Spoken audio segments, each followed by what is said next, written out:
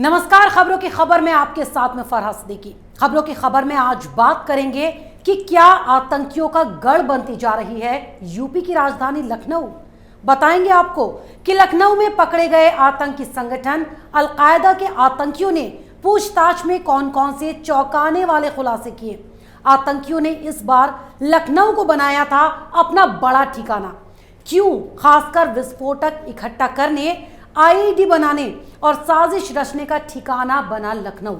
पिछले 15 सालों में आतंकियों ने कब कब कौन कौन सी साजिश की प्लानिंग की लखनऊ से, वो भी आपको बताएंगे।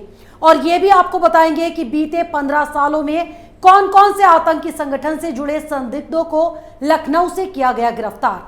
उत्तर प्रदेश की राजधानी लखनऊ आतंकियों का गढ़ बनती जा रही है, और ऐसा हम क्यों कह रहे हैं, तो चलिए ये भी आपको बता देते हैं।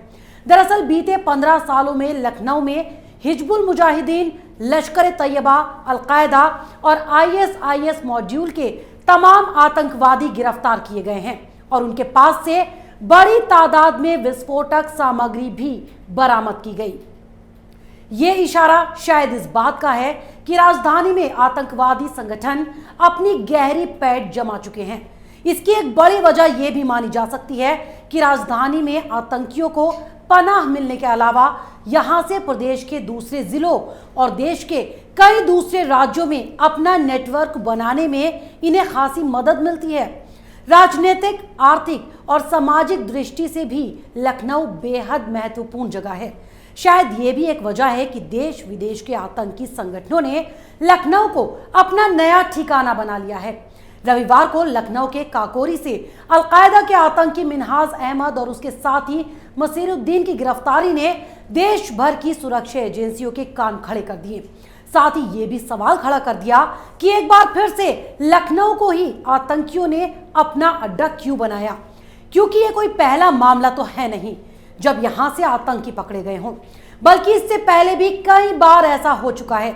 चलिए आपको ऐसे ही कुछ और मामलों की जानकारी दे देते हैं कि इससे पहले लखनऊ में कब क्या हुआ।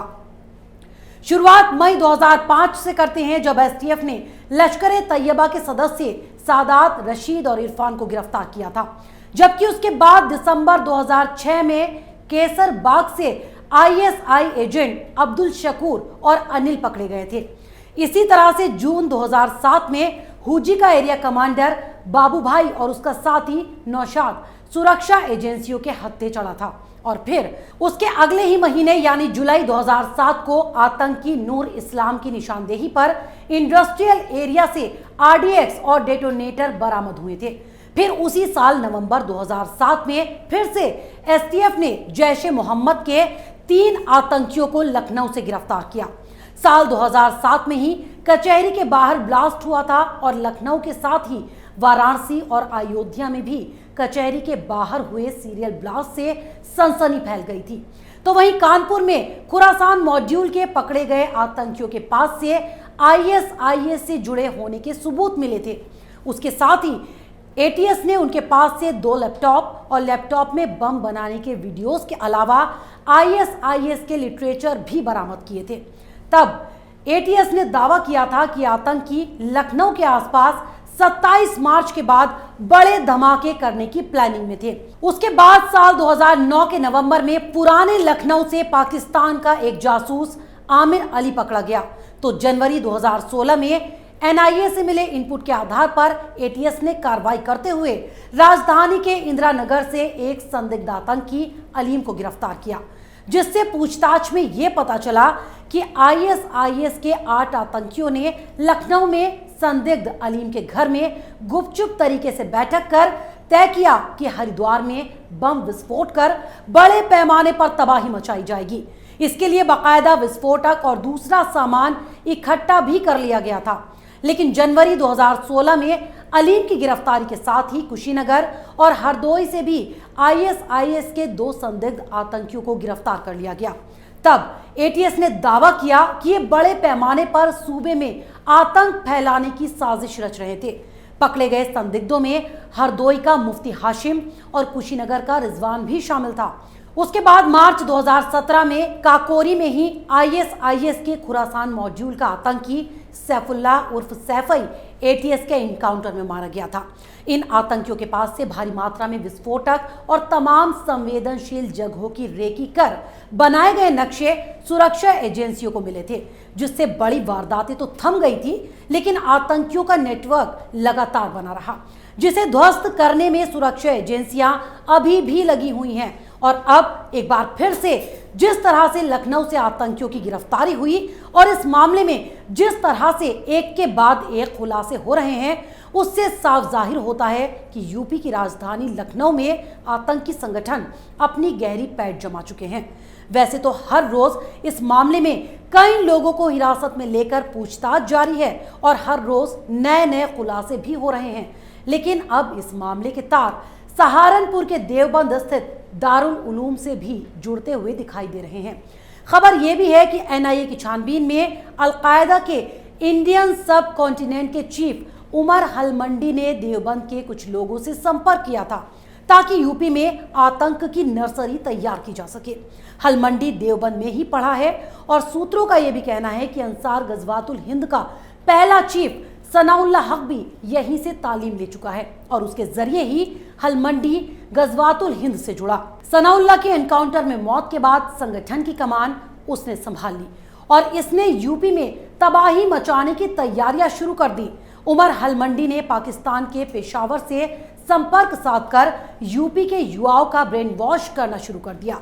ये आतंकी यूपी में तबाही मचाने की शुरुआत कुछ बड़ी आतंकी घटनाओं से करना चाहते थे, जिसके लिए मिन्हाज को तैयार किया गया और मिन्हाज ने अपने साथ मुशीरुद्दीन और शकील के अलावा कानपुर के कुछ और युवकों को भी जोड़ा ताकि फिदायीन हमले की साजिश रची जा सके। इसका खुलासा होने के बाद आईबी और एनआईए सतर्क हो गए और उन्होंने फौरन ही यूपी एटीएस को इस पूरी साजिश की जानकारी दी और एटीएस ने इन्हें धर दबोचा। पकड़े गए आतंकियों का शहर को दहलाने का पूरा इरादा था, साजिश रची जा चुकी थी और मई में ही इस साजिश को अंजाम भी देना था, लेकिन उसी दौरान कोरोना कर्फ्यू लगने से हर तरफ पुलिस की चौकसी बढ़ गई। धार्मिक स्थल हो या भीड़ भाड़ वाली जगह, सभी जगहों पर सन्नाटा पसरा हुआ था, इसलिए अपनी साजिश को आतंकी अंजाम नहीं दे सके तो इन्होंने उसे 15 अगस्त के आसपास करने की रणनीति बनाई। बीते कई दिनों से अलकायदा का संभल से कनेक्शन खंगाल रही एनआईए को तमाम पुख्ता जानकारियां हाथ लगी थी। जांच में यह भी पता चला कि उमर हलमंडी अपने संपर्कों से टेलीग्राम और कुछ गेमिंग ऐप के जरिए बातचीत किया करता था। वहीं एटीएस भी इस पहलू को ध्यान में रखकर अब ये पता लगाने की कोशिश कर रही है कि मिन्हाज सीधे उमर हलमंडी के संपर्क में था या फिर उसका हैंडलर देश या यूपी में बैठा कोई दूसरा शख्स है। लखनऊ में पकड़े गए आतंकी संगठन अलकायदा के आतंकियों से पूछताछ में कई खुलासे हुए, जिसमें यह पता चला कि आतंकियों ने इस बार लखनऊ को अपना ठिकाना बनाया और यहीं पर विस्फोटक इकट्ठा करने से लेकर आईईडी बनाने और साजिश रचने तक का काम किया गया और कानपुर में उनके स्लीपर सेल सक्रिय रहे।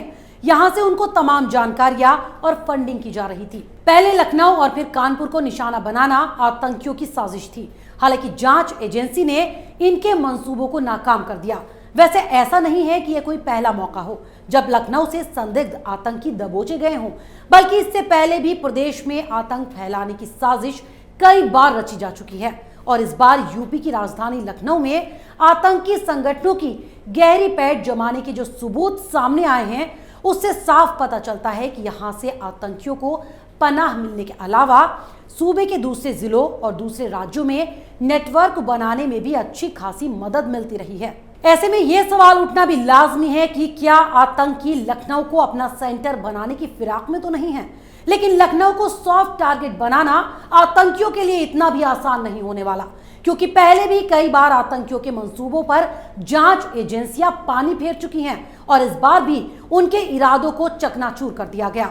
और अब जब यूपी में आतंकी संगठन अलकायदा से जुड़े 2 संदिग्धों को गिरफ्तार कर लिया गया, तो अब एक एक कर उनसे सारे राज जांच एजेंसियां उगलवा ही लेंगी और आतंकी आकाओं को उनके नापाक मंसूबों में कभी कामयाब नहीं होने देंगी। तो अगर आपको हमारा प्रोग्राम पसंद आया तो इसे लाइक करें, शेयर करें और उत्तर प्रदेश चुनाव से जुड़ी हर खबर को जानने के लिए कैपिटल टीवी उत्तर प्रदेश को सब्सक्राइब करना ना भूलें। अगर आपको हमारा वीडियो पसंद आया हो तो इसे लाइक करें, हमारे चैनल को सब्सक्राइब करें और हाँ, बेल आइकन दबाना ना भूलें ताकि आप तक हमारे वीडियो की नोटिफिकेशन पहुंचती रहे। आप अपना सुझाव हमें कमेंट बॉक्स में दे सकते हैं। हमारे साथ जुड़ने के लिए शुक्रिया।